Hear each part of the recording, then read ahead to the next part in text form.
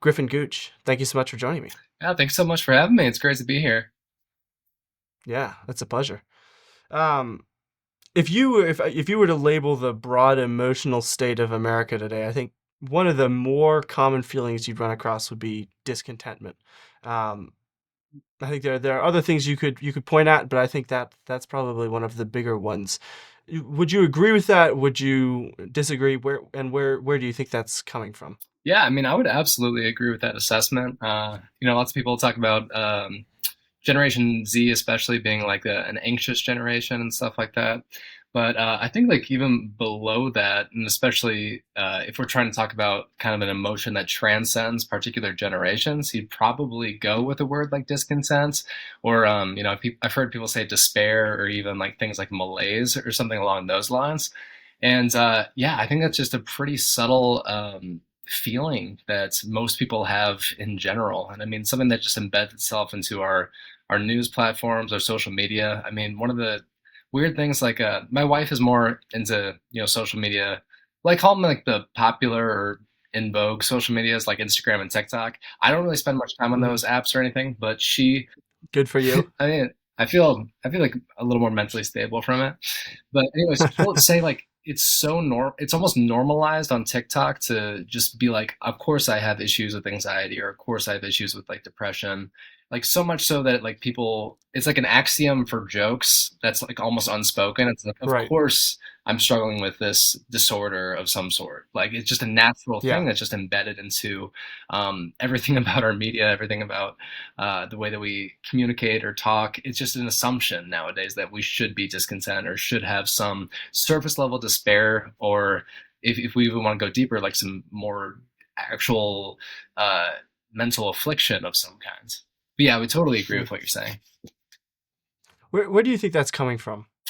I mean, it's coming from probably like 15 different places. I mean, you got I just mentioned the anxious generation earlier. So you got people like Jonathan Haidt who are talking about, how smartphones and the iPhone and social media in particular are causing a lot of distress, especially among younger generations. And I would totally agree with that. Like, I think that's a huge thing that is flowing into part of our malaise, or part of our depression, is the fact that we are more connected online than ever, but we're more disconnected at the same time. Like, it's not actually leading to a more fruitful community or anything of that nature. It's actually just kind of creating more walls, creating more tribalism, creating more panic or distance from one another. Just building up little like walls or mental shrines or echo chambers that we can kind of, you know, conceal ourselves off from others in that sense. So I think that's a big one. Loneliness, that's also another huge one that we were just Hmm. that's another thing that people are just talking about constantly right now, is the loneliness epidemic, and it's getting actually really horrible, especially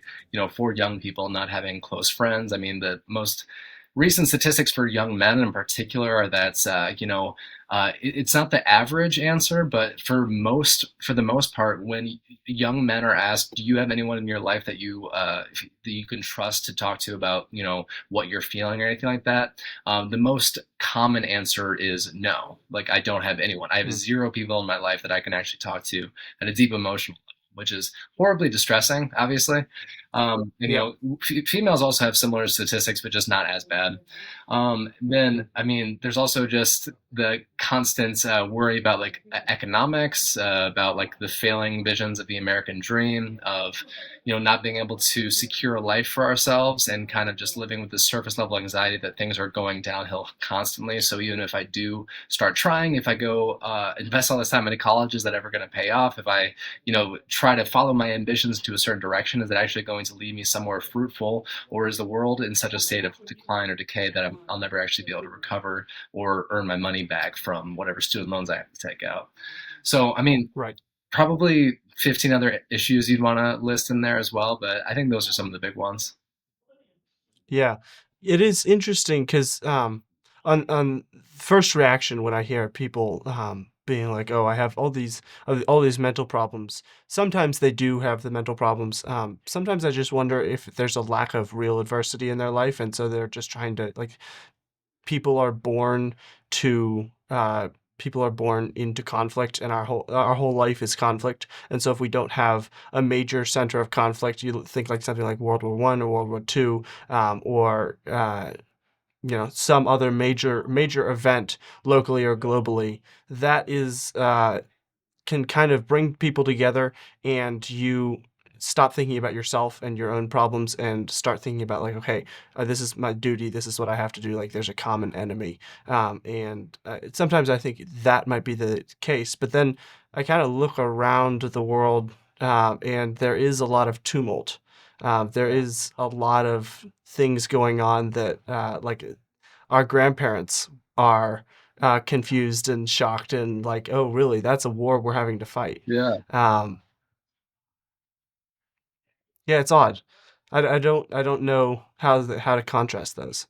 Yeah, well, I mean, something interesting is what you're saying is like one of the things that's inescapable about human nature is that like everyone suffers, and so even if we don't have a huge war going on, or even if we're not suffering through some global collapse of some kind or some natural disasters or whatever, humans still find a way to suffer. It's like it's just a Mm, natural thing. And no, I would assume that there's something in there about how humans cannot escape suffering that is actually meant to like, kind of point us back to God in one sense or another, where it's like even if you right. have every earthly possession, every thing that you could possibly hope for or imagine, or you've reached all of your goals or your dreams, there is something in you that is still going to suffer if it is not Mm, if you're not satisfied or satiated by finding God in your life, or living the life with God.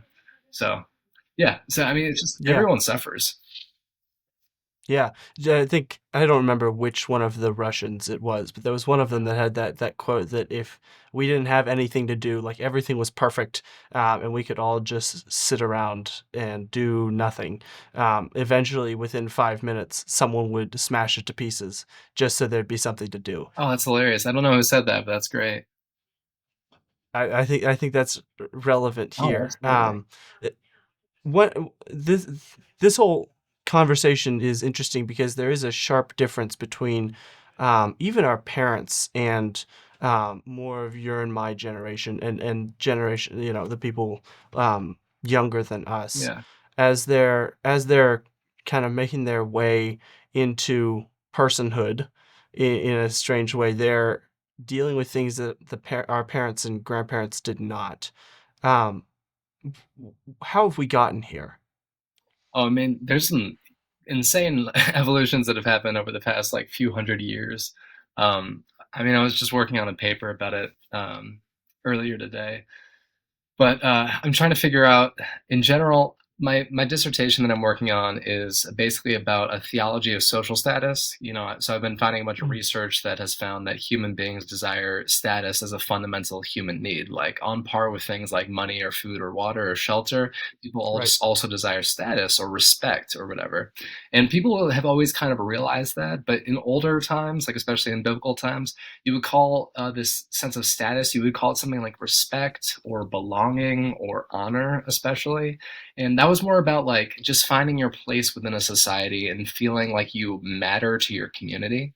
But it wasn't this necessarily this sense of status that we're after nowadays. So like after I mean, most people would trace it back to basically the post-Reformation era. So after Martin Luther and everybody else who Mhm. contributed to the Reformation got that ball rolling, it kind of insinuated this idea upon people that now that we understood that it wasn't not everybody had to live under this strict hierarchy of authority, we can now be authorities unto ourselves. And so when we become authorities unto ourselves, we are now unbound from like a chain of command or a cosmic chain of order, which is what the philosopher Charles Taylor would call it. So once you're Right. unbound from that, you then have to find your identity, your place, your calling in something that is beyond your own, something beyond your own tribe. And so when you do that, you start looking for fulfillment in realizing your personal goals or your self fulfillment ideals. Charles Taylor called it the authentic self. You have people like what is it? Robert M. Bella, he called it the expressive individualist. Alistair McIntyre called it the Mm, emotivist self. Like they're all slightly different, but they're all slightly related, and they all kind of arose in the same era.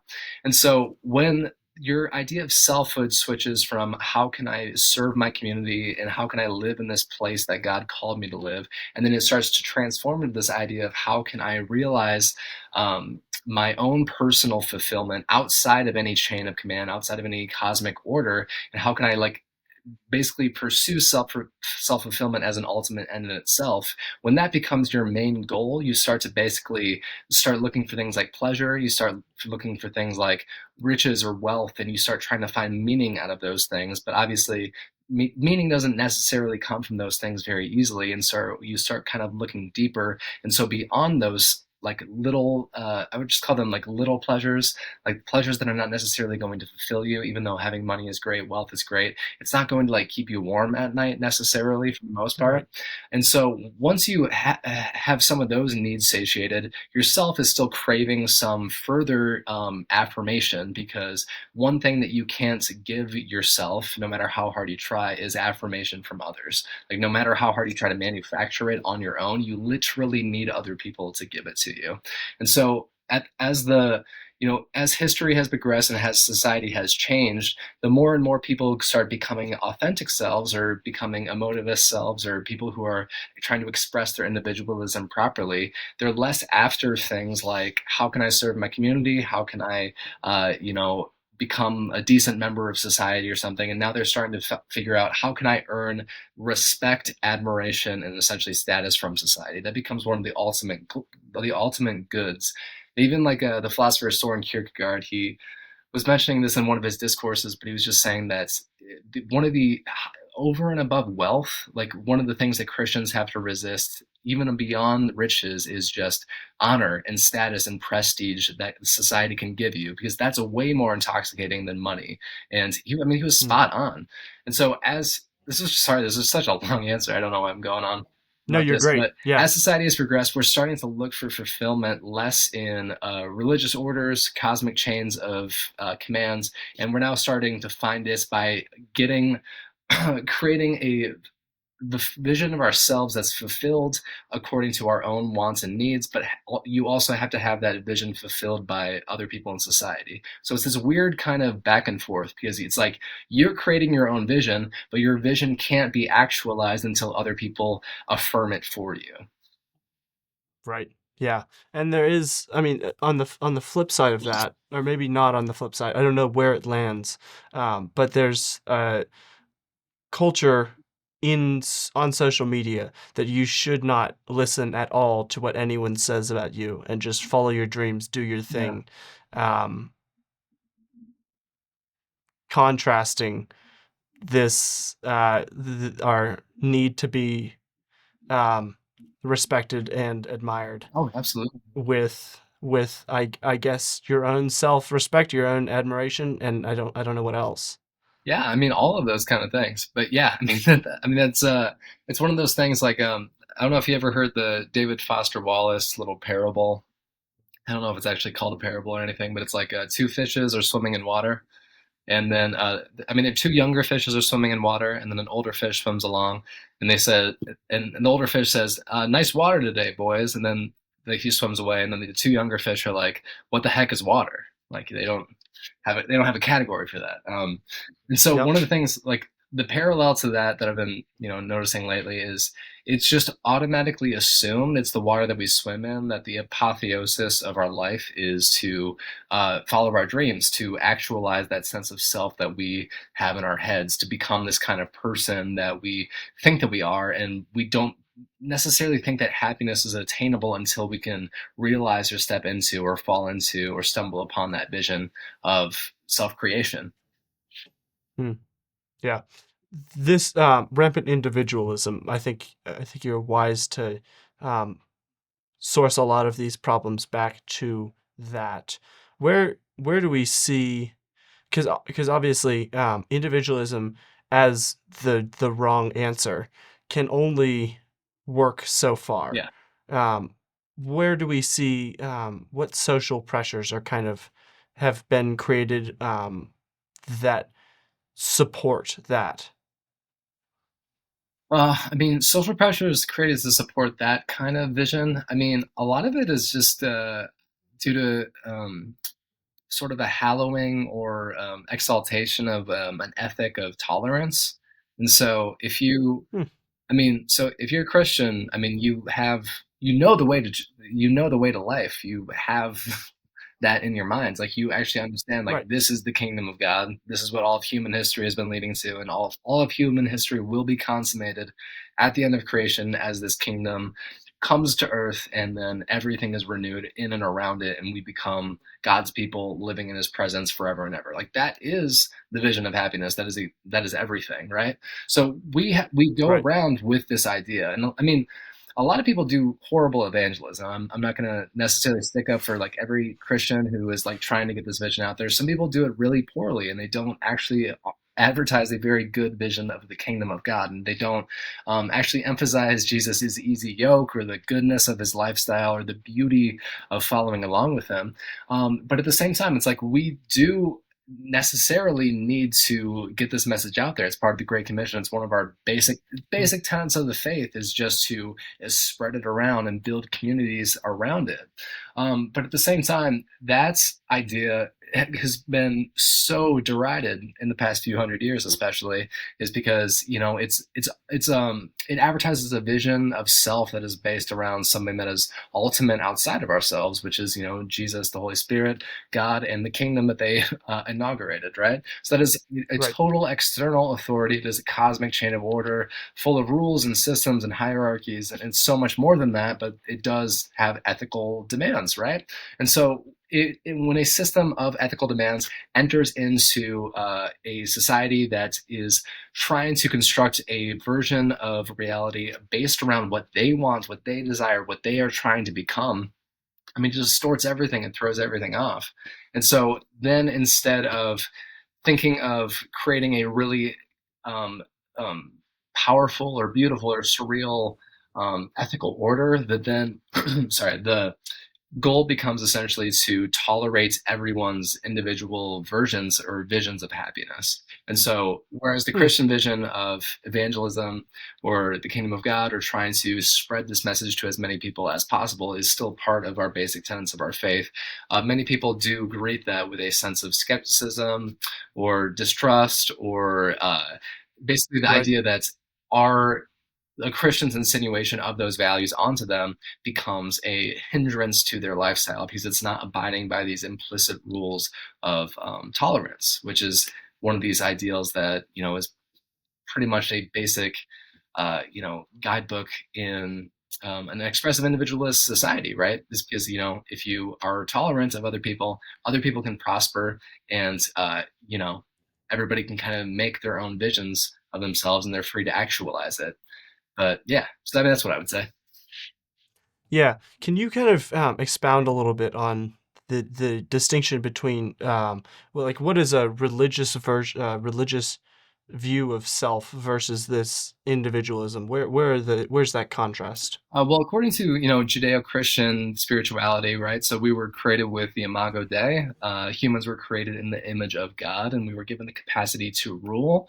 And so all human beings were given this image of God, right? So we Hmm. resemble Him in some ways, and I mean we could draw out an entire list of the ways that we resemble God in our basic humanity, and then other list of ways that we resemble God in our actualized humanity or our sanctified visions of humanity.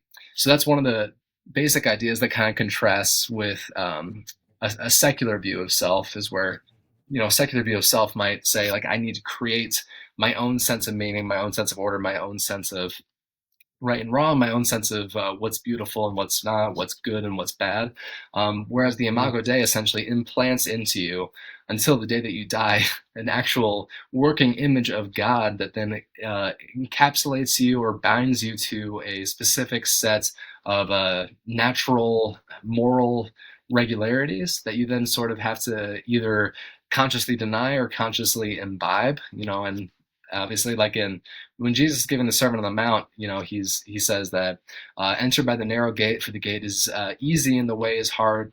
Sorry, the gate is wide and the way is easy that leads to destruction, but the gate is narrow and the way is hard that leads to life. Like it is not Mm, necessarily easy just to stumble upon Jesus and the kingdom of God and his ethical sensibilities, his natural sensibilities, or whatever. It's a narrow way, right? And so yeah, would that obviously contrasts a lot with a more secular view of self, because that obviously goes against basic beliefs about what it means to be a human being, that you right, are bound to God in one way or another, whether or not you want to consciously realize it. Whereas so they want to essentially reject that entire belief. It's like, no, I am my own, and I am going to, create myself. Whereas Christian spirituality says you are not your own, you were bought with a price, be reconciled to God. right. Yeah. And I would push back even a little bit that not only is the way narrow and or the gate narrow and the way hard, but we cannot walk that path on our own merits. It Yeah. is all by God's Oh, grace. absolutely. It's so hard. Yeah.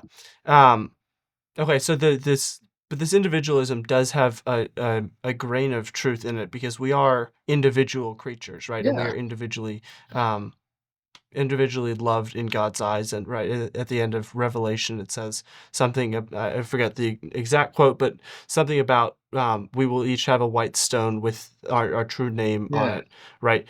We are all individuals, but we also live in collective. Oh, yeah. Absolutely. Yeah, like Paul's most powerful metaphor for it is we're one body with many members.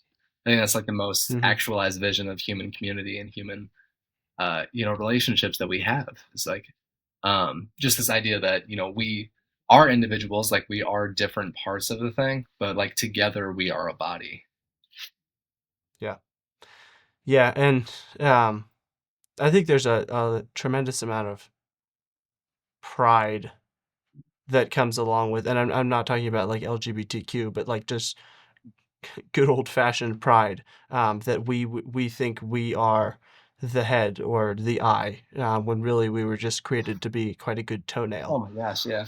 That's one of the basic issues. I mean, if when we're talking about all the transitions in societies in the past few hundred years that kind of led us to where we are, I mean, that's one of the basic problems that we keep running into as Christians. Is like we Christians used to have this kind of idea that God placed me in this specific place, and I'm in this long line of people who are bakers. So guess what I'm going to do? I'm going to be a baker, and they're just going to be content with that, and they're going to be like, I'm going to be the Right. best baker that the world has ever seen. And I'm going to do it for God's glory.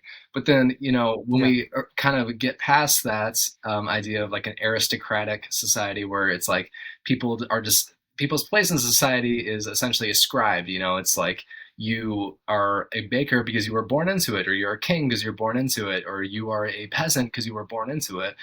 There's kind of the sense where it's like, okay, well, God wanted me here, so I'm going to just do my best while I'm here. But when you take that away and then you're still living in Christian community, it gets kind of hard because, like, let's say two people are very, very interested in preaching every Sunday, and then you have a huge issue because it's like who's going to be the person who actually preaches, and maybe, well, I Right. mean, obviously God would intend that one of them to be the preacher and one of them to do a slightly different role or something like that, but it's like, how do you decide that? And like, if you are not the Yeah. preacher, are you actually failing? Like, if you have to take a step back and actually be a production manager or a worship leader or lead the prayer team, any other kind of church role that you could think of, is that like a demotion in God's eyes, since you're not like flourishing and reaching the top of the system?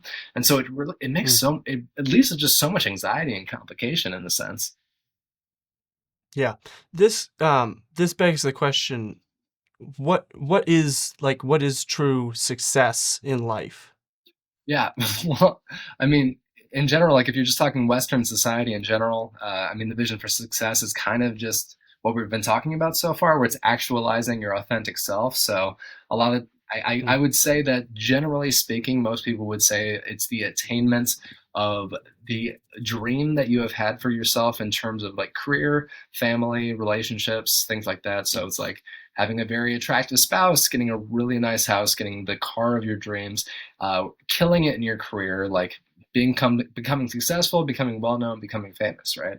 So those are like the basic Yeah. ideas of Western success. Is like if you do those things, then you can be happy. Like you will not be happy until you have attained those things, because happiness comes from actualizing your authentic self. And if you don't attain those things, then you have not actualized who you're supposed to be. Yeah. What's wrong with aiming for those things? Well, so I mean that's a very complicated question in a sense, because Mm, there, as a Christian, you are supposed to essentially aim towards excellence in what you do. I mean, it would be right. strange and just biblically ridiculous to make an argument that Christians should aspire to do less, or to, Yeah. not do great things in their workplace. And I mean, it's one of the Right. issues that Paul was really upset with the Thessalonians for in Second Thessalonians, is because they had this issue where they were like, well, if we are Christian, we should just wait around and contemplate God all day and just wait for the eschaton. Like, we're not going to work, we're not going to do anything, we're not going to, Yeah. basically live according to whatever could benefit our community. We're actually just going to sit, we're going to wait, and we're just going to bask in God's presence until we die and go to heaven or God returns. And Paul basically calls, I mean, it's so brutal what he says, honestly. It's the kind of thing that, where it's like, this was a man who exemplified our faith so well, but like if you said this at a church nowadays, you get canceled. But he's basically just says, if you are unwilling to work, you should not eat. Like if anyone in Hmm. your if anyone in your church is not actually working, is not actually trying to be a successful or upright person, don't give them any food. They don't deserve it, which is wild to Right. say, right? It's just not. It's just so far from like our modern moral sensibilities.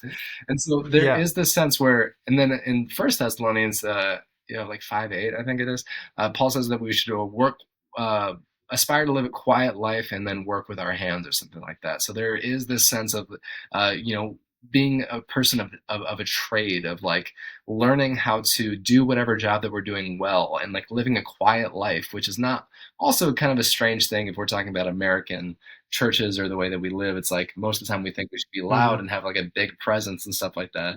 But then Yeah. Paul's like, aspire to live a quiet life and work with your hands, which is very strange. So, anyways, all that to say, oh, and also Paul himself, like, I mean, he was an itinerant missionary. He was a preacher. He spread the gospel all the time. But at the same time, he was also making tents on the side. That was like how he supported his hustle, right? So he, you know, Yeah. he spent a ton of his time just building tents and like making them. And so there is this aspect of Christian spirituality where it's like we are going to be doing the flashy missions or whatever you want to call it, and we're going to be changing people's lives, and sometimes it might look cool and sometimes it might look less cool, but we're going to be doing this amazing work. But the work that we do in the meantime, like our day jobs, like for example, like I work at during my day job, I'm doing my PhD right now, but I need to support the family, right? So I work as a Yeah. I work as I'm sort of like a digital marketing person for a printer company, Okay. right? So it's not, there's no flash involved in it whatsoever. It's pretty normal. It's pretty average work. But at the same time, it's like I'm going to have to aspire to do this as best as I possibly can, because that's the call that God has Right. placed in our lives. That whatever we're doing, do it to the best of our ability. Okay, so it's just in these little tiny ways we have to remember that even though actualizing this vision of success, of like having an amazingly nice house, of having like a dream car, or like doing all this stuff, like even though that might seem nice and everything like that, the main thing that we need to worry about is just being excellent in whatever context that we are in, for the sake of, not for the sake of like earning, or like I'm going to earn God's love through working really hard, or I'm going to Right. work super hard so that I can make so much money. It's like, no, I'm trying to aspire to work with excellence just because I am a Christian who has the Imago Dei in him. Jesus has given us Mm. his authority, right? So, like, proclaim his name throughout all the nations, baptizing them in the name of the Father, and the Son, and the Holy Spirit. And so, since he has given us this authority, I'm going to try my absolute best to exemplify that authority, that beauty, that excellence into every area of my life. And regardless of how that turns out, like it might turn out great. You might make Microsoft or Apple, or you might, make an amazing uh, a K-pop record or something like that. I don't know. But whatever you're doing, like just doing that to the glory of God and seeking excellence in that, but like not letting like an anxiety about will I make it or will I actualize myself drive your motivation. Like that's essentially like the key to it. Yeah. And it's not necessarily wrong to want to have a bigger house and to want to have more financial security and to want, your kids to be able to go on vacation with your Yeah. family and with your kids, right? That's not a bad thing, but It um just can't be like the idol the or the main goal in what you're doing, essentially. right. Yeah. And the world kind of looks at the world kind of looks at success as a thing to be achieved by discontentment of where you are. Yeah, yeah. Um, that we should um, I want to own XYZ car. Therefore, every day when I go outside and look at my car, it will be a reminder to me of how poor I am Yeah, and how yeah. awful and how much of a loser I am. Exactly, yeah, and that's yeah, I mean, I think you're alluding to it, but that's a horrible way to look at it. That's a way of basically building inferiority complexes and superiority complexes into yourself. Because like, if you keep doing that to yourself every day, but then you actually do get the car, you're just going to basically feel inferior until you get like a even better car than the new car that you acquired, or you're just going to live in a constant cycle of what can I get better at, and if I don't get that better thing, then I'm not going to feel good about myself, which is just a horrible cycle to Yeah. be in. It's not going to build any contentment. It's not going to, build a godly lifestyle for yourself either. Because you're basing your whole contentment or your happiness, your everything on like these basic temporalities that are not necessarily going to fulfill you in any deeper way. Yeah. What is a biblical version of a successful life, both monetarily and on a broader context? Oh man. Well, I don't have a great answer to that, but as you were talking, as I heard that question, I was thinking, Boaz from the story of Ruth and Boaz. You have Hmm. Boaz, who's a very just wealthy man, and at the end of his workday, or when he's having his servants go out into the field, he lets the people who are less fortunate come in and glean from his field whatever's left over.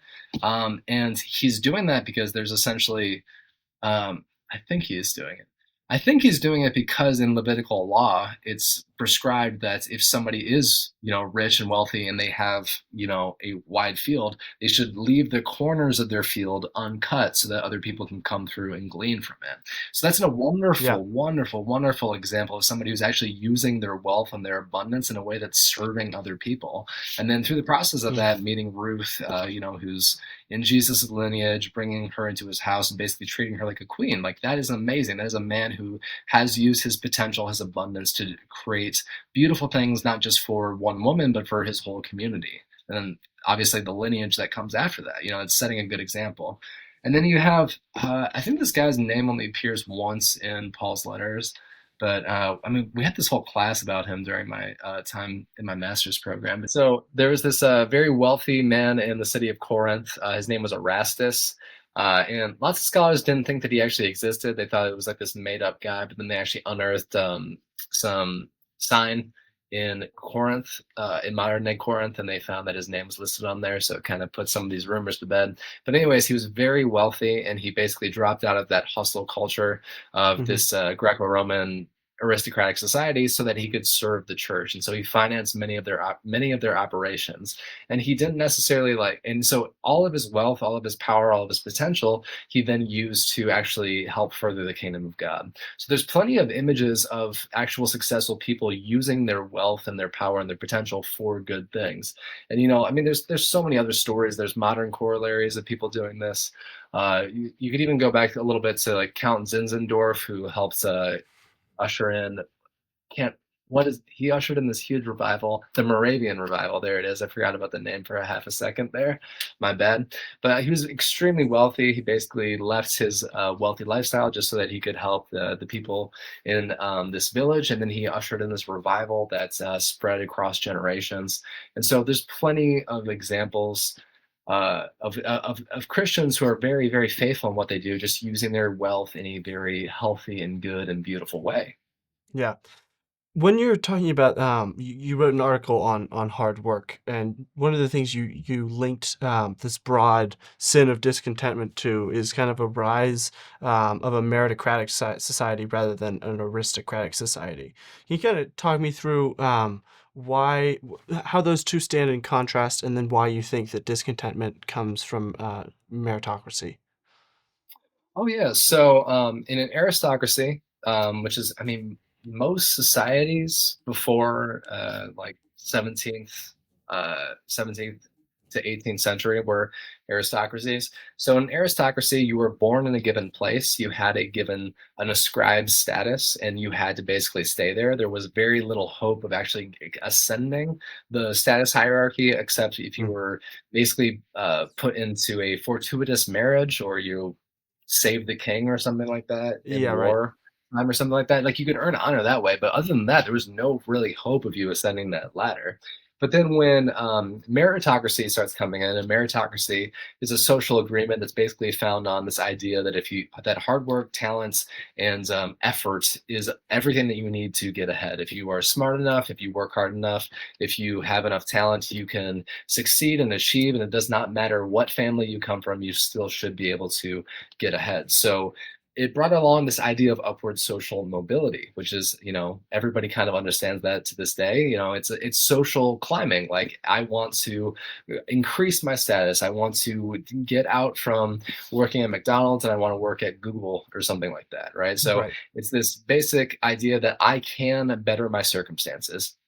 And so one of the issues with meritocracy and this idea, which is, I mean, is great. And if meritocracy worked as it should, then it would be a flourishing society, right? Like people who work hard would get paid in proportion to that, and they could earn the status that comes along with that and feel respected for what they do. But in Yeah. actuality, it doesn't often work out as well as that, because in general, a lot of the times what we see is that people who come from wealthy families, people who are born into wealthy families are more likely to become wealthy, and people who are born into poor families are more likely to end up poor. And a lot Right. of that has to do with socioeconomic conditions, even like if you want to go like philosophy or neuroscience and stuff like that. Like people need certain icons or role models to live into. And so if you're born to a wealthy family, you have more role models that are just basically teaching you and imbibing you this way of life that you can then live into, and vice versa on the other end. And so the issue that comes from believing that meritocracy is flawless, that is always working, that all you need in the world to get ahead is this idea of just pure hard work, pure effort, intelligence, and stuff like that. If you really believe that that's all you need to have to get ahead, but then you actually live in a society where it's still technically more neo aristocratic, or whatever you want to call it. We still have more people who are coming. We have most of our wealthy people or successful people are still coming from wealthy and successful families. It's getting Hmm. harder and harder to pull yourself up by your bootstraps. If it was 50 years ago, it was a lot easier to pull yourself up by your bootstraps, but now America is falling behind like China and a few other places for the kind of country where it's easy to get ahead. It's now easier to get ahead or pull yourself up by your bootstraps in places like China or India uh, and Dubai. That's a city, technically. All right, scratch that. Anyways, so it's getting harder to do that in America than it is in a lot of these other places, even though it's still the American ideal to be able to pull Yeah. yourself up by your bootstraps. So the Right. problem is when you believe that all it takes to get ahead is hard work, but hard work doesn't actually pay off to the degree that you think it should, you then start blaming yourself for what's going wrong. You say, "Why? What's wrong with me? Why am I not working hard enough? Why am I not smart enough? Why am I not intuitive enough? Why am I not innovative enough?" or something like that.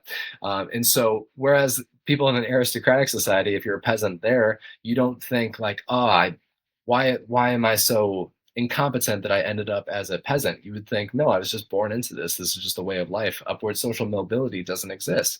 But nowadays, if you're born into a lower income family and you're still told all these stories about you can just follow your dreams and actualize them if you just work hard enough, if you just get ahead, you start you're less likely to blame the fact that you were born into your family, and you're more likely to blame yourself for not being able to hustle hard enough. And so that's one Right. of the issues that comes along with it. You start suffering from like a mental affliction that you feel like you're bringing to your own person rather than you're taking from, an external source or something like that. Yeah. It what's the ideal? Because there's like what well, let's start here. Why is it that America is no longer the hubbub of um people trying to pull themselves up by their bootstraps? Why is that no longer as possible? Oh, well, I mean, there's a ton of stuff that's like pouring into that as well. But most people would just attribute it to economic downturn and like the dissolution of the middle class and like having higher hurdles in order to get to like the 1% or Ivy Leagues is another issue. Is like Mm, Ivy Leagues have kind of created this system where it's like if you can get to an Ivy League, you can pretty much ensure you're getting pretty darn close to the 1% or something like that. right. But the hurdles that they now have put in place to actually get into an Ivy League, where it's like it's so insanely hard. Like getting, it's almost inhumane to actually try to get your kid into an Ivy League these days because what they have to do and what they have to go through just to like get accepted into one. But Yeah. at the same time, it's like uh, actually, well, if you went to an Ivy League, it's very easy to get your kid into an Ivy League because of all these like That's generate true. alumni stuff. Malcolm Gladwell. I don't know if anyone listen to this like it listens to this likes Malcolm Gladwell, but his last book did this great expose on Harvard and just how it's literally just so well designed to be like we're not actually going to help people who have low income or didn't have a chance to actually get into our schools so they can get a good life. Like we're just trying to help our wealthy alumni's kids get into school. I mean, it's bad. Like it's Yeah. really corrupt. Yeah. But so we have a lot of issues like this pouring into it. There's probably like five other things that I'm not thinking of, but it's getting harder. It's not impossible, but it's just becoming much harder than it was like 50 years ago, where you could be leaving your high school after graduation day, you could find a factory downtown. You could get a job there. You could work for a few years, buy your own house. Work another 20 years, buy a vacation house, stuff like that. Like it was a very easy economy back then. It was very flourishing. But nowadays, we're comparing ourselves to that golden standard, and so it just feels a little bit harder than it did back then. Yeah. Is that kind of what we should be aiming for? Is that the ideal? Oh, sorry. The ideal of like we should aim towards like a Yeah. flourishing. Right. Yeah. Like what is kind of the ideal work culture, the ability, all of this? What's the ideal? What should we be aiming at? Okay, well, that's a very complicated question. It's probably a little bit above my pay grade, but I don't necessarily think that it's going to be solved through things like DEI necessarily. I'm sure those programs do Agreed. help to a certain extent. Like, it's very good to actually give people who don't have a chance a better chance.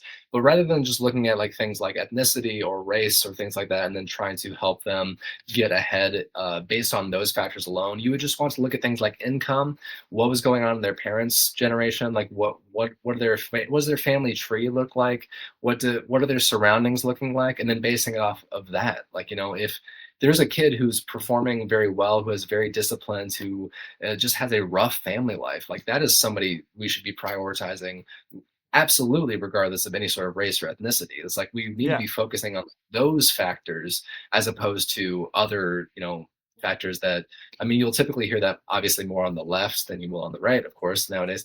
But these are just things that if we keep zoning in on these more myopic factors of human beings rather than just looking at like the very basic, like what is going on in their home life as they're growing up, and then is there anything that we can do to help them from there? It's like we just need to be focusing more on that latter category that I was just listening. It's just, Yeah. and again, I'm not an expert on this. It's just from the basic research that I've done. It's like this is Right. one of the things we keep getting hung up about. Yeah. When you're talking about we should be helping these kids who have poor situations, but they're massively talented. They have drive. They have potential, but they're just not Yeah. in a location where they are able to capitalize on that. Can you define like who's we there? Well, I mean, obviously, like ideally, like I would just hope that it would be people from the church, people from the Christian faith, and a Right. lot of Yeah. times there are those kind of programs. Like In my hometown of Kalamazoo, a lot of the times when there is a low income family or a child who comes from a low income family who actually has drive and has potential, we have this great local institution called the Kalamazoo Gospel Mission that actually helps them Mm, actualize those dreams. And so I think they do it honestly much better than any other institution that I've seen. I mean, they really actually help give people a chance. They help come into. I mean, they literally give them a home at times, meals. They give them tutoring. They help them out. They give them spiritual guidance, mentorship, role models. I mean, role models is just the more research that you do, you realize that role models are so crucial to our mm, development.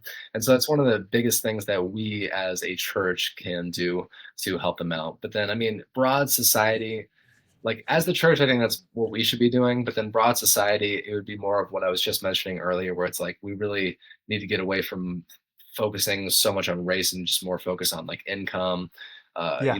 helping people out in that sense. Yeah. Yeah, and the ideal is obviously if you have the grades to get into Harvard, then you can get into Harvard, right? That's kind of the Yeah. and if you can afford it, although the like student loans are helpful with that, there are people that will sponsor or finance. My mother, for instance, because she was the pastor's first daughter, there was an old lady who was very wealthy. Her husband had died, and so I think she would pay for the first year of college or something for every pastor's daughter, right? That's Wow. the kind of That's thing like amazing. yeah, it's amazing. And it's like Lydia in Acts, who's kind of Yeah. runs the hubbub of the Christian ministry. I forget which city. I think it was Syria and Antioch or something like that. Um, Yeah. but that makes sense because what I at least want to avoid is a government being the ones who are doing this and trying to force equity because I don't think equity is something to be aimed at. I think equality is equality under the law, equality before God, equality before the civil magistrate. But equity, the idea that we all finish in the same location, doesn't make sense because there are just some people who are more gifted than others. There are some people who work harder than others, and there are some people who, they just have better opportunities than others, and that's just the way of it. So, yeah, I think that's wise to push churches and people in a broader community and not in the government to help those kids out. Yeah, yeah. No, and I mean, there are things that I mean, churches individually just will never be able to accomplish, and then so it's like Mm, it's good that we can have governments actually help out in those like wide-ranging, nationwide type things. But especially for like the local level, I mean, the local church can just do absolutely amazing things, and a lot of times we just get skeptical. It's like our church can't accomplish or fix these problems, but it's like just doing small, tiny, little, remarkable, or just sorry small, tiny little things here and there, like it just helps people out so much. yeah, yeah. Um, this whole capitalist mood is maybe the wrong word. That if you work hard enough, you can just about do anything. You can pull yourself up by your bootstraps. And you're saying that like it's no longer as much the case, which I think everyone would agree with. But how do we go about fixing that? Oh man. Well, I mean, I would say pretty similar to the last question, like wherever there is a chance to give someone an opportunity who might not be afforded one, like Christians can be those kind of people. I mean, Right. I would even bring up the thing that I was saying about Boaz earlier about like how he would, leave parts of his fields unharvested so that, people who were less fortunate in his community could just come in and glean from it and, be able to be able to be provided for in that way. As Christians, like I think any sort of abundance that we do have, it can go to invest in those kind of things. And so, whether it's like getting involved into a local mentoring program or getting involved into an institution like the Kalamazoo Gospel Mission, which I was mentioning earlier, that can be just a role model to people who might not have any. I think that those things can all just go a long way. Yeah. And I do think that if the people who don't have those blessings become successful by just pure grit and determination, I think they will be. I don't know But my inclination says that they are probably going to be uh, more likely to want to help people up. Yeah, oh, 100%. Yeah. I mean, it's a cycle, man. Like there's a great book called The Altruistic Personality, which just found that if you were people who are involved in families that were more kind to one another, more altruistic towards one another, and more tightly knit, if you were involved in one of those families, you were so much more likely to help other people, you know? And they could even just map it out to very small families here and there, or like other larger families and these other big historical situations. And it was just this repeating cycle. It's like altruism breeds more altruism. Yeah. What role does luck play in this? Oh man, so much. That's one of the things is like everybody hates hearing that their success is due to luck in any part. People want to take full credit for the success, right? But it's rarely that neat, right? Or it's rarely that neat that someone's success actually just purely comes from their own hard work or innovation or smarts or something Right. like that. A lot of it is luck. And I can't remember who said it, but it's like I think it was an economist at one point, maybe even like Oscar Wilde or one of those kind of guys. But he was saying that one of the easiest ways to offend a successful person is to insinuate that any part of what they earned was from luck. It's because like Yeah. people really, really like to believe that they earned what they got by their own virtue and not by luck. And Yeah. so, yeah, I mean, luck is one of the big determining factors of your future success. Yeah. Yeah. But that that's obviously not very. I mean, if you have a fragile and proud ego, you're not probably going to want to hear that.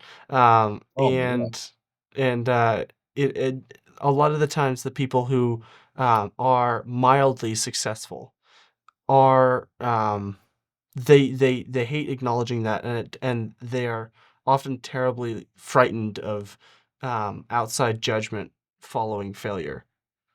yeah, that's true. I yeah.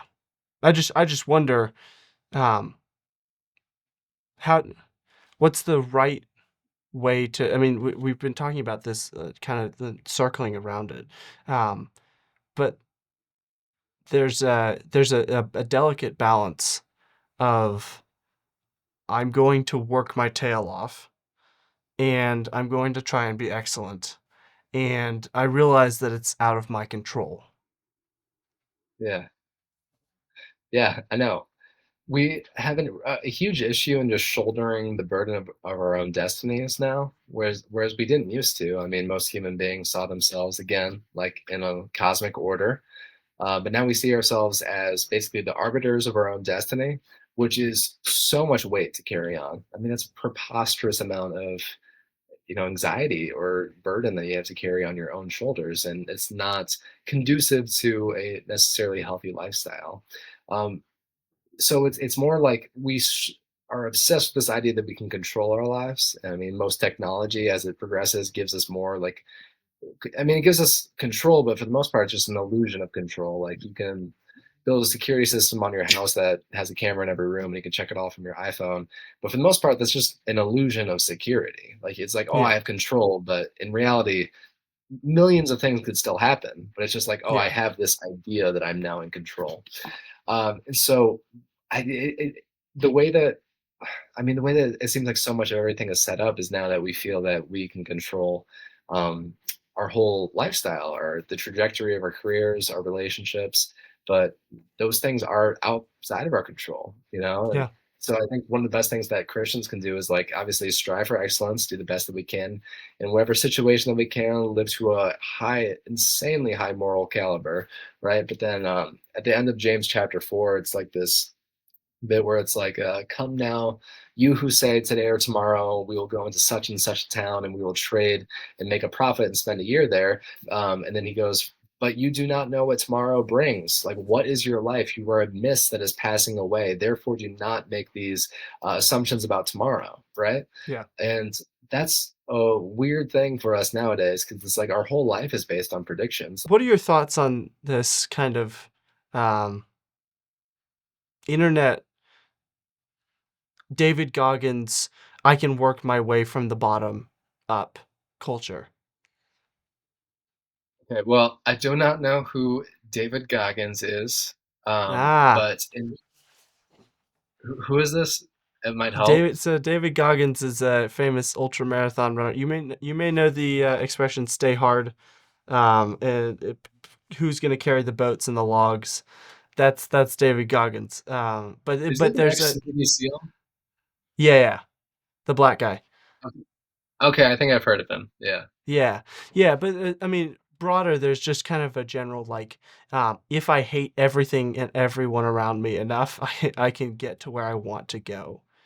Um, Oh my gosh. I think Yeah. that's an accurate, maybe an accurate understanding of it. But this kind of raises the question, like, what does it look like to live a good life? And I had an old friend ask me a couple months ago, after I finished recording the podcast with him, and he asked, "So, are you gonna live a faithful life?" Um, which was a question I hadn't really thought about. But I think that is Mhm. probably the best metric for determining, for determining success in your life. Oh my gosh, absolutely. I totally agree with that. Yeah, I mean, the definition that I'm working with, I have a book coming out for Baker Publishing. I think they said 2027, so it might be a little bit. So if your Yep. listeners have memory that can last like 2 years, just check it out then. But it's basically just coming up with like a real theology of happiness and what happiness is. And so far, the working definition that I'm just coming up with is happiness is life with the Trinitarian God. It is living into this vision of God's kingdom. It's living into it in just every facet of our life, letting it just flow into everything that we do. And that is essentially success. Like, that is the most true, the most tried, the most flawless vision of success, and it can just exist and carry over into every other realm of our being. You know, because the life of God will flow into all that we do. He is the wellspring of life. You know, He is the river of life, and as we follow Him, as we abide in Him, it will necessarily impact every other area of our life. And like this David Goggins guy that you were just talking about. I think my friend was telling me about him, but I remember there's this story where he like listens to people. He gets complaints that people say about him, puts it in his headphones, and he like runs or something like that. Yeah, yeah. Something He'll like put his hate comments on a playlist and listen to those. that's hilarious. So that's a horrible way to live life. No, that's not that is not the life that God calls us into. That is not the flourishing life that Jesus plans for us. So it's that is if you're trying to build motivation, it's just you can do that all you want, but you'll burn out. You'll be sad. Like I'm sure he's very hyped up. I'm sure he can very, uh, he can present himself as a good personality. But I'm sure the second that the computer or the camera or that playlist stops playing and he's alone with himself, he literally realizes that he has to keep going, that he has to keep running, that he has to keep pushing himself, or else he's going to have to deal with all of the things that he has been suppressing or whatever. Mm, Whereas you could just live into the life of the vision, the kingdom of God, live in a way that forgives people who hurt you, who lives in a vision of life that realizes that your success is not dependent upon your ability to get ahead in the corporate world, and live into a vision of life where um, love is essentially the center of it, where you realize like being good and kind to the people in your life, like raising a good family, like being a center of your community, a pillar to those who are around you. Like that is what creates a good life, connecting with other people in Jesus's name, giving grace to God in everything that we do. That yeah, is a beautiful vision of life, and you don't have to. Doesn't run off of anxiety. It doesn't run off of like self hatred. It doesn't run off of any of these other horrible things that I hear people motivating themselves off on social media. It's like you can build some motivation over time and like you can get some fuel from that, but it's not gonna be good for you. It's not gonna be good yeah. for your family, especially. Right. Like I can't imagine that's building good relationships if you're constantly just trying to, overcome hatred or hate yourself into, getting out of bed in the morning or something like that. Yeah, And yeah. yeah. No, but yeah, and I think that the flip side, because the flip side of the David Goggins approach is kind of an approach of well, I'm just gonna like I'm in a this is all futile. I'm just gonna kind of live and let live, and whatever Yeah. happens, it's all about the vibes, a hedonistic approach. Um, so there is an ounce of truth in that. Like you, oftentimes in life, you will be called to do things that you do not want to do, and you must Yeah. be the man and do them anyway. Oh yeah. And that includes having the courage to work hard every day at where you are. Um, Oh but yeah. but that's not the only facet of life. Yeah, and you don't, and yeah, I mean, I'm actually really happy that you mentioned that because I don't want people to get the wrong idea. But yeah, so much of Christian spirituality is so hard. Like Hmm. fasting for 3 days, that's insane. That's so hard. Like Yep. silence and solitude, evangelizing to somebody who you don't like, or like loving your enemies, like literally praying for somebody that you would rather see dead or something like that. Like that's Yeah. insane. That's so insanely hard, right? But the more that we do these hard things, the more that we like live into them, the more that we realize that, it's actually good for us in the long run and good for the kingdom. And most importantly, it's like when we are approaching these hard things, we're not motivating ourselves to do them out of self-hatred or inferiority or fear or something. You're motivating yourself to do these things out of love. And that's like one of the biggest and most beautiful differences for all of it. Yeah. Out of love and also gratitude Yeah. that God has Oh, put you absolutely. here. Yeah. Yeah. It reminds me of the story. Have you read The Magician's Nephew? When I was younger, I actually haven't read them in my adulthood. So I know I this I story vaguely. Yeah, I just went through the whole Chronicles of Narnia again. It's utterly glorious, and Nice. would highly recommend a read through or listen through. The audiobooks are quite Oh, good. absolutely. Um, but at the beginning of the whole story, there's a man named Frank who is a cab driver, and he a cab driver in London, and through a strange series of events, he is sucked into another world that is being created by Aslan, by the lion, and then through another strange series of events, Aslan crowns him as king and brings his wife to him through all the worlds, and they become king and queen of Narnia. But I do love this idea, and I do think that it is a good reminder and a good template for oftentimes how life is lived. Is he was a faithful cab driver for years and years and years and years, Yeah. and like if he was I'm gonna fulfill my ambitions, I'm going to do XYZ, I'm going to be the best of the best of the best of the best, no one's going to be better than me, I'm the best, all of this vainglory. Yeah. He would not have probably been like he would have been eaten up from inside, and it is unlikely that he would have been a good king. But one Yeah. of the reasons he was such a good king is because when he was called to be king, he had already lived a life of faithfulness. And so living a life of faithfulness, and this kind of uh, there's a broader culture of like we should aim for happiness, which I don't know Yeah. that I agree with. Is that kind of you mentioned that a little bit? Can Oh, you kind yeah. of expect? Yeah. Well, so this is where it gets a little tricky because um, the modern culture, like if you were going on Instagram and you heard somebody talk about like happiness there, I would say no, like you shouldn't pursue that because the kind of happiness that they're talking about in that sense is very narrow. It's, basically defined by, your actualizing of your authentic self and all those things. So I would reject that. But I would say at the same time, like a lot of the Greek philosophers that were always talking about like the pursuit of happiness and like Blaise Pascal, which was way later on, in Aquinas, especially too in the Middle Ages, a lot of them were tapping into this idea that happiness was the basic human drive. Like that was the most natural human inclination. And so when obviously Jesus hit the scene and he offered this vision of the kingdom of God. So a lot of the philosophers started putting together, I think Augustine was the first one to actually put it together into like an actual dialogical argument. essentially he was just saying that the pursuit of happiness, that desire that we all feel to pursue what is good, to pursue what is right, and to pursue fulfillment, that is the kingdom of God that Jesus is arguing for. Like we're all longing for that in some sense, but Mm. the way that we pursue it is so distorted by our culture, by our upbringing, by the influences that we have in our Sin. lives that we. Yeah. Oh, yeah, absolutely. The flesh, all of these things, just totally distorting this vision of happiness. So, like, in an ideal world, the pursuit of happiness would be following Jesus into his kingdom and living into that to the fullest extent.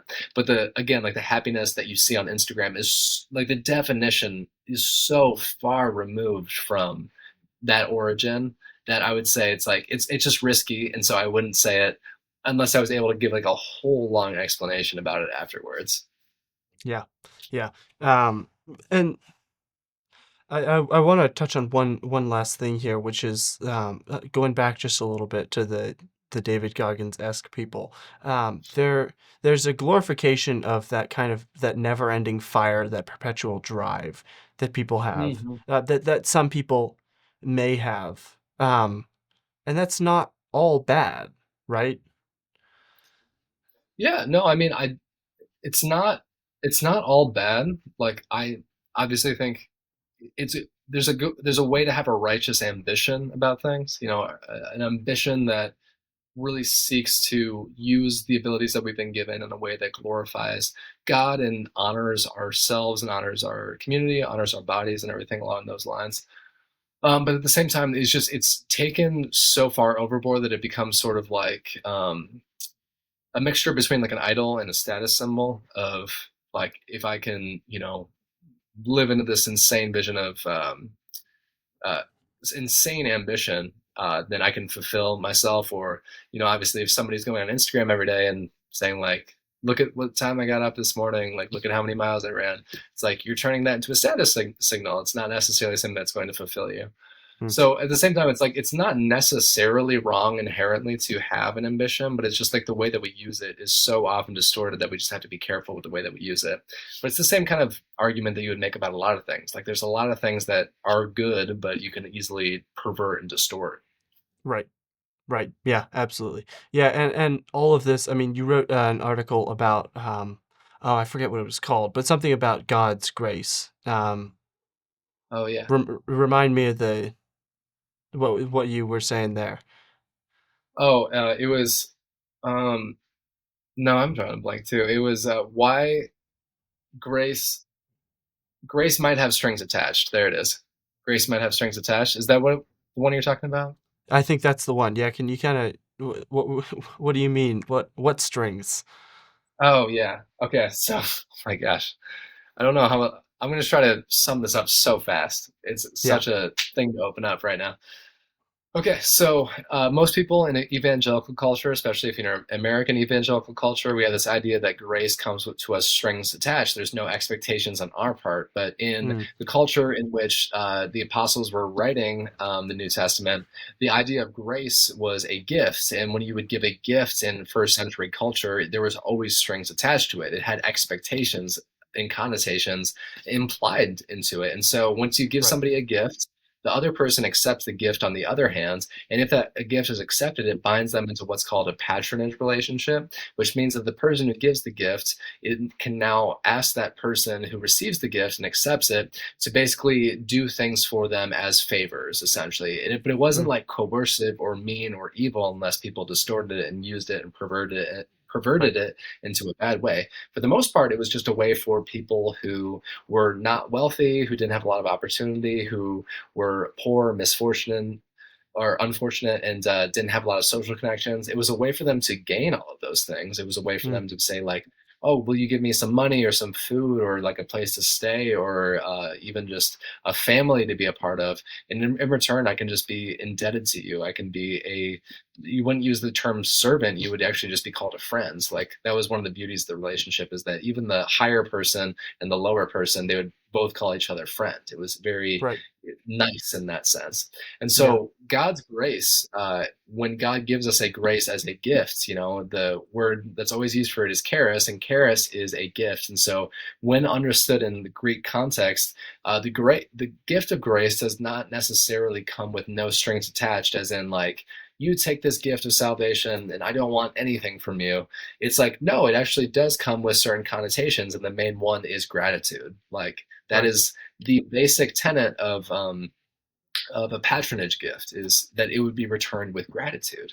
And so for somebody to accept a gift and to not have gratitude towards the person who gives it, that was considered one of the chief sins in society. And St. Ambrose, the guy Mm. who mentored Augustine, so St. Yep. Ambrose even said that there is no worse sin than that of not returning thanks, and there is no greater duty than that of returning thanks, Yeah. because it was just such an embedded thing. And so one of the reasons why I wrote that article, and one of the reasons why I think it's important to talk about, is that as evangelicals, we really do have a lot of these ideas that, like, if we accept God's salvation or His gift, or He blesses us with it, or however you want to describe it theologically, this idea of like, oh, it's there's no strings attached. I can just like literally take my hands off and do whatever I want afterwards. Yeah. But it's like, Right. oh, it's like, hey, you're going to sin, you're going to mess up, you're going to do a million horrible things every day from here on out, no matter what, until you die and you're resurrected into this glorious body with me, and we can rule and reign together.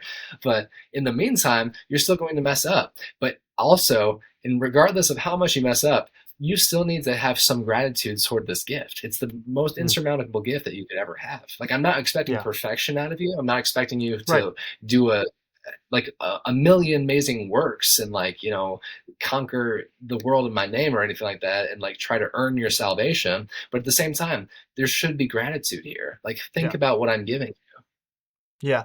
I think you are absolutely spot on. That we are endowed um, by our Creator with gifts that He has given us. The greatest of which is obviously salvation, and that gift requires it is the kind of gift that it requires perpetual servitude in response. Yeah. That like your entire life, your soul has been saved. Therefore, all that you do should be towards the glory of God because of His Oh, grace yeah, in gratitude. absolutely. And the, yeah, you must live your life to bring glory to God, to be faithful to God, and He Yeah. understands our frame, as you said. Yeah. But you are not allowed anymore because of this gift that you have been given. You are no longer allowed to um, live the life you did. You must now live a life in subjection and pursuance of Christ because He has saved you. It is your duty and obligation. You have no other choice. Oh, absolutely. And that's one of even just building off of that, it's like one of the reasons why, like, the blasphemous sins, or like the unforgivable sins, talks about a little bit in Mark, and then in Hebrews chapter 6, one of the sins is like committing apostasy. Like, what it is essentially, it's like you receive this gift from God, and then you Mm. totally reject it. Turn your You say back. like, Yeah. I'm done with it. You turn your back from it. It's like, it's kind of crazy when you frame it in this sense, where it's like, it's like committing the utmost ingratitude that you could possibly have towards the greatest gift that you've ever been given in your life. And that's what is like the unforgivable sin, in a sense.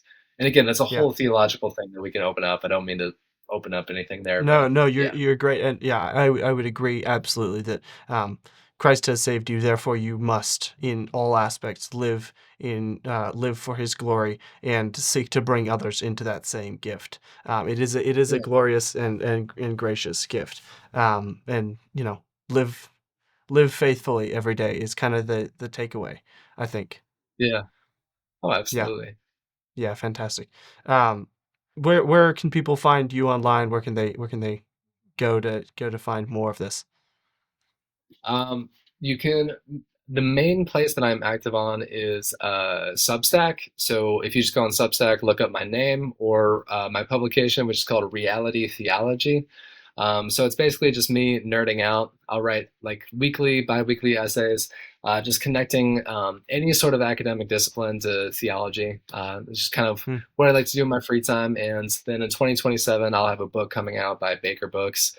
So if you can remember to look me up in like a year and pre-order my book, I'd be so thankful. Yeah, fantastic. I'll put all of those links in the description. Thank you so much for coming on the show. It's been a pleasure talking. Yeah, thanks so much for having me. Yeah. See you guys.